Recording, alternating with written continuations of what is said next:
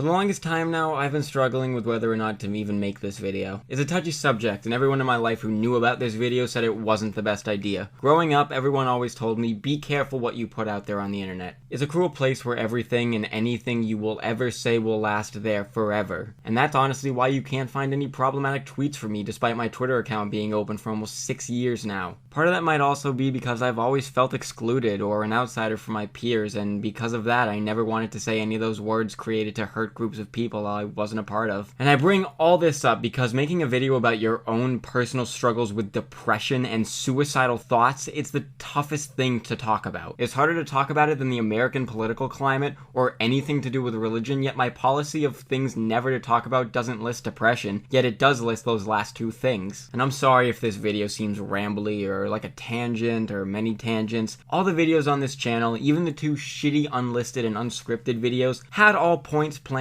out, and for the most part, I was picky and precise with what to say. I'm not doing that this time, despite me scripting this video. I originally wrote this video script back on March 8th, 2018. In that script, I briefly talked about when things got better with my suicidal experience, and I mostly talked about the song that I was reviewing. If you can't tell, I'm not doing that this time. I'll talk about the song briefly, yeah, but I need to explain my context with this topic before I tell you that the song's a 5 out of 10 and it's dropping some tears for when I rank the 2017 year end. And I'm only bringing up the stupid year end ranking thing because that's why I'm making this video in the first place. And I only bring this stupid year end ranking thing up because that's why I'm making this video in the first place. I can't just write a quick revision about this topic and throw it into the middle of a video with 99 other opinions from me alone, never mind what else is planned for that video. And that's because the whole me being suicidal conversation reopened, but I'll get to that in a bit. For now, let's just go to where my story starts, 7th grade. As I've said before, I'm born in late July, so I was the same age for the entirety of a school year, and that also means I was mostly younger than those around me. Kind of a relevant fact, but whatever. In 2012, when I was 12, is when I really started to feel depressed. Sure, I had always felt lonely. I remember really feeling that way for the very first time in 5th grade. We had a crew of seniors from the high school and a television production teacher who ended up being one of the best teachers I ever had, as well as teaching the best class I ever took, hands down. We and mostly our teachers / parents, because law we were all 10, prepared scripts. And I don't really remember much from any of this other than the fact that I remember seeing all my fellow classmates being ready and excited to do this mock newscast in the groups. But all I could really think about was that I really didn't have any friends there. And by there, I do mean class, but I also do mean in general. And I remember that night I asked my mother why I had no friends. I can't say I remember much else in relation to that, but I strongly remember that it was the first time I really felt alone. But it didn't get to the point where taking my own life was even a thought. Until middle school, which, ignoring 6th grade, which is really just a forgettable year for me, spawned the 2 worst years of my fucking life. And 7th grade was the year where I felt it all come crashing down on me. Because by 7th grade, it really felt like everyone had their shit together. I mean, huge spoiler alert, nobody had any of their shit together. We were 11 and 12-year-olds, no one had their shit together. Everyone had their friend groups, and I technically did, but I really didn't. I had a couple friends, sure, but in school there are 2 types of friends. The ones you hang out with a lot outside of school and in school, and the ones you're really good with, but you only really see them in school. You never hang out with them outside of that. Yeah, I kind of only had the latter. And to be honest, part of that is to blame on me. I never wanted people to come over because I was embarrassed in the fact that I liked Pokemon as much as I did, since by middle school it seemed like everyone had grown out of it. And yes, with the historical context of Pokemon Go coming out a few years later, it makes that thought process ironic, but that's far from the point. But my huge love of music was still far dormant, and I really didn't want to talk about what I actually loved at that point, so I just kept everything inside. Now, the learning disabilities probably didn't help me express myself either, but the point is, despite putting myself out there more than I would later on, I was still a very closed-off person. And I tried to be humorous and have my own thing in order to stand out all the time. I'd bring a pair of silver sunglasses with blue shades in them in every day, and it became a part of a meme to an extent. And I always wore a generic looking but fucking bright orange sweatshirt every day to class. And I looked so stupid. But getting back on track, I made a few friends in my classes, all girls. One of which I'll call Lisa, one I'll call Faith, and one I'll call Carolyn. Anyone who's heard a part of this story will already immediately know the actual names instead of the fake ones because I'm not trying crazy hard to to change them because it's me. Anyways, Lisa and I became friends in whatever class it was because I thought she looked familiar for the longest time. And then eventually I saw the vague facial structure similarities between her and her younger sister that I knew from practicing with her in karate. Lisa was a black belt, so I never really saw her, and that's why I knew her younger sister and not her, despite Lisa being in my fucking grade. As for Faith and Carolyn, who are way more relevant to the story, I befriended both of them in my science class. Now, I can't tell you a pinpoint to when specifically I became suicidal, but it was definitely towards the middle, maybe back end middle of 7th grade when I told someone for the first time. I'll never forget it either. I told both Lisa and Faith that I was suicidal as we were walking down the hall, and that really was the last time I ever talked to Lisa, because all she said was that you need help, and then she started walking faster in order to get away from me, and from there on she basically refused to talk to me. And that part stunk so much I not only felt worse about it, but I can't even tell you what Faith's response was. And the Twitter community I have today that I fucking love, I didn't have remotely anything close to that in middle school. The only YouTube I watched at all was Shane Dawson, and I didn't really get involved in any type of community or anything, although that is why I even made my Twitter account in the first place. And funny enough, he was the first person to even follow me on my Twitter, and to this day he still does. But his videos really did help me through a lot back then, and I do attribute a lot of me holding on until the next major event I tell you to his videos keeping me entertained. I remember I was too scared to actually cut myself, so as the alternative, I used a red pen to draw lines on my arm to resemble cutting myself, and the one time someone asked me why I was doing it, I just outright told them why. I told that to Carolyn, who was the one that asked, and Faith, and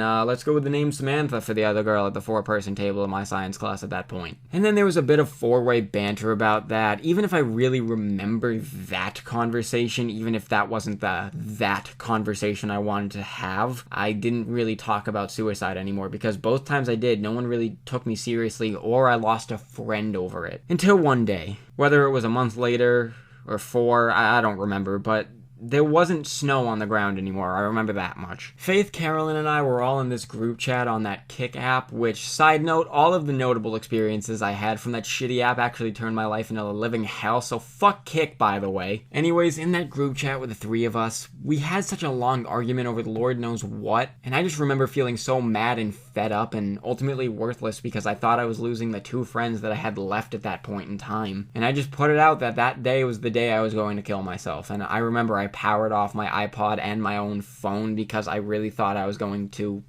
do it. As you can probably guess, I didn't do it. I really felt like I wasn't worth anything because I just couldn't do it. No talents, no friends, no nothing that made me worth anything. And I went to bed, and the next morning was the first day of the rest of my life. I woke up that day to a police officer at my house because they had gotten 2 separate phone calls about a kid that was going to commit suicide. And I don't know how anything I say to describe this will be the right way to say it, so I'm just going to be blunt and honest.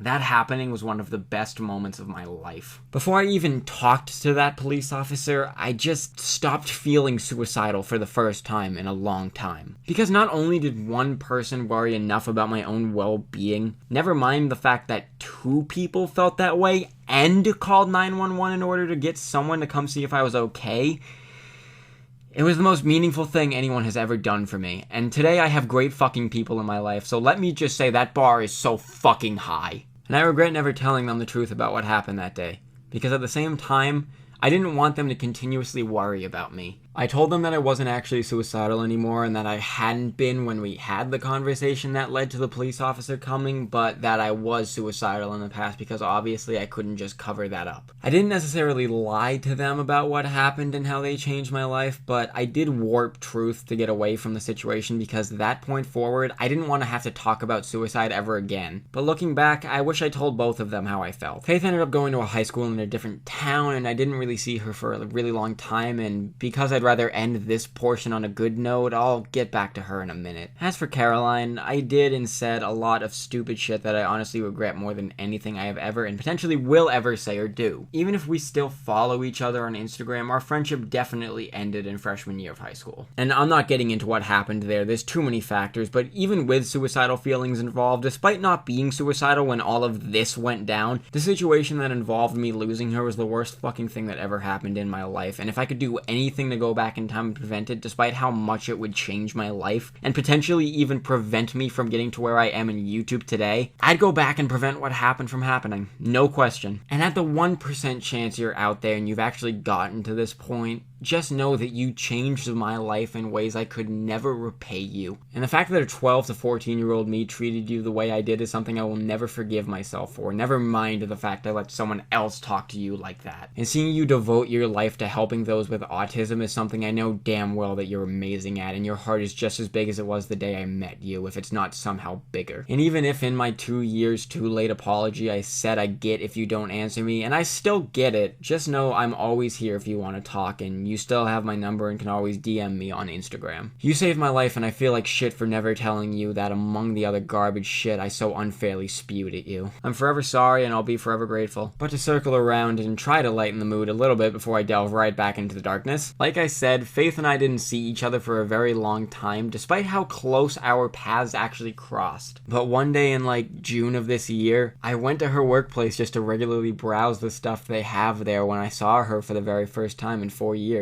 And very long story short, we're friends again, we have a similar collecting interest, and to keep on the theme, I have come clean and told her what I wish I could tell Carolyn about what really happened. And honestly, I never thought I would be able to do that, and the fact that I was able to, it's honestly surreal to think about, especially because after like 4 years, my suicidalness kind of relapsed. I really don't want to have this conversation, but I need to just say this and put it out. I'm hoping talking about all of this will allow me to move forward, so alright, the May incident. So to follow up the initial stuff I said, let me express that, yeah, me being suicidal went away, but the depression itself somehow only got worse after a while. Because of it, I became super antisocial in the attempt to stay overall invisible after all of the crazy bullying that happened to me in 8th grade. If you want some context for what happened there, go watch through the LTG Pokemon Yellow episodes. I went into all of that at some point towards the middle of the series. Anyways, I think I did that to avoid further bullying, and also because I guess being lonely would be less sad if I was making myself be that way. And I really didn't break out of that mindset until like over midway through my senior year of high school, which was way too late to be finally showing the real me to my peers, but at this point it is what it is. Anyways, when I was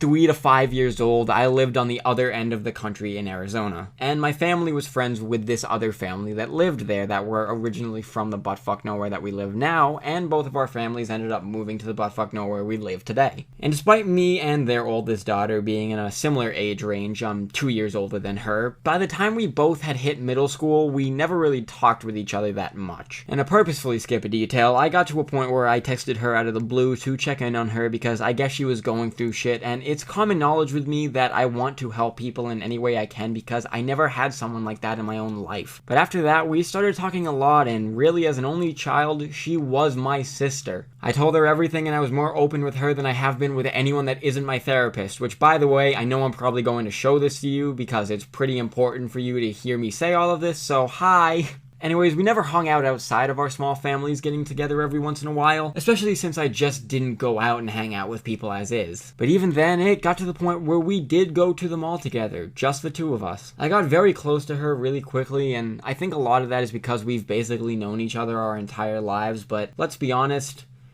you all know this is going downhill, so I'm not even going to beat around the bush anymore. So, as I said, I didn't really get out of my shell until late into senior year, and because of that, I didn't really have a track record of talking to girls I had crushes on, including the whole walking girl thing. Again, you can look towards my Yellow series if you want more context there. There is an episode named after that situation. Anyways, prom was coming up, and I really wanted to go, more than I've ever wanted most things, and remember that I'm a fucking merchandise collector, so I want a lot. The people in my life were telling me that I should ask my sister friend to go, especially since she went to a different school, so she wouldn't really be able to ditch me if she wanted to. Although people telling me that probably didn't realize how shitty that sentiment came across, but beyond the point. And I've never had romantic feelings towards her, so I thought it was just a stupid idea. But the more I thought about going with her as friends, the more it just made sense to me. Now, she had gone to prom before because at her school it's not just a senior event, and she went the year prior and absolutely fucking hated it. So when I expressed the idea to her over Snapchat, as well as in person, she expressed that she really didn't want to go to a prom again,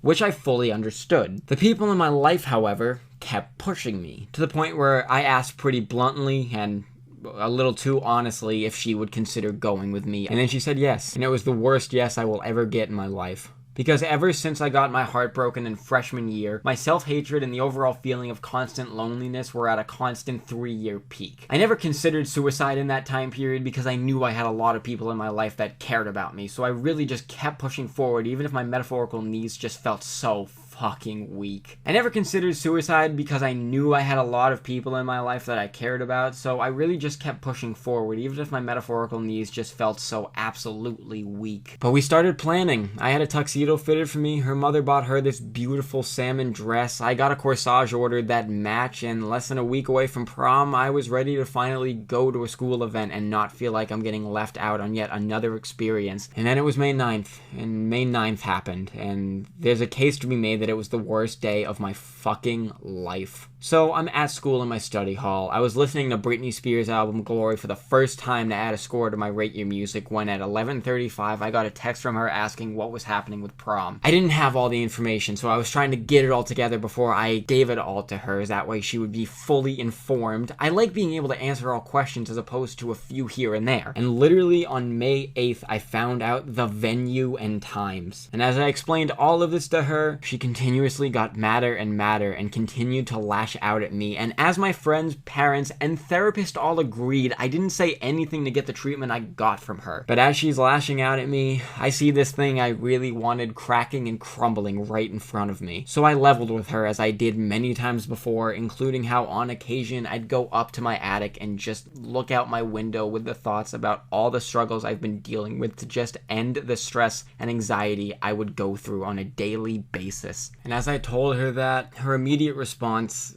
it's the worst reaction anyone's ever had to me. Feeling worthless sucks. Telling the one you feel most comfortable telling that you feel worthless and having them basically respond to you by saying that you are guilt tripping and that your depression is just a crutch only made me feel way worse about myself. After opening up and admitting something that I hadn't even told my therapist yet, getting a text that said both, I just want this to be over with and I don't feel bad, as well as calling me a liar and having the fucking audacity to put a cry laughing emoji in the fucking response text to someone saying how much this thing you're shitting over means to them and how depressed they are because they feel alone. It made me feel like absolute garbage.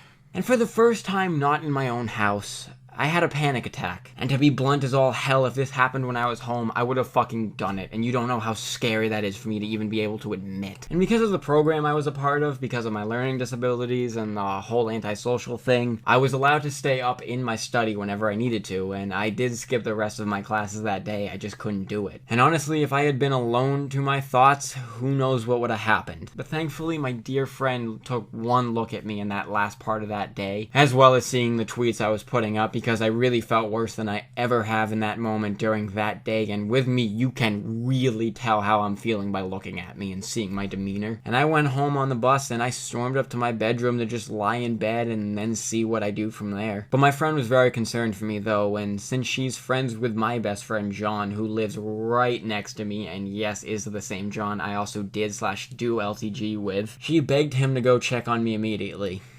And he did. He came over within like 15 minutes of me getting home, and I told him everything. Everything. And we talked for like an hour, and then she texted me again. Andrew, I'm not going. And in that moment, after 13 years of friendship, that day was the first and currently only time that John has seen me cry. And I cried hysterically. It all just broke. It came crumbling down right in front of me. I had to call all the places and try to get my money back in shame because there was no way in hell I would ever go to prom by myself. Corsage people gave me all the money back. The tuxedo place gave me half to most of my money back. And of course, the school kept the $130 I gave them for both of the tickets. Which, yeah, I get, because it was 4 days before prom when she did this to me, by the way. But really, to my high school for keeping that money from me, even with them knowing the circumstances, as well as the fact you were keeping that money from someone who, on file, has autism spectrum disorder, go fuck yourselves. I have my diploma. I have no reason to keep that one inside me anymore. Fuck you. So yeah, I ended up losing around $150 because of the cancellation. But ignoring the money for now, I need to give credit where it's due. I don't know how I'd be right now if it weren't for Rachel and John both being there for me that day. And I know I don't really say it as much as I maybe should in person, never mind the fact that I'm taking the time to say it in a YouTube video, but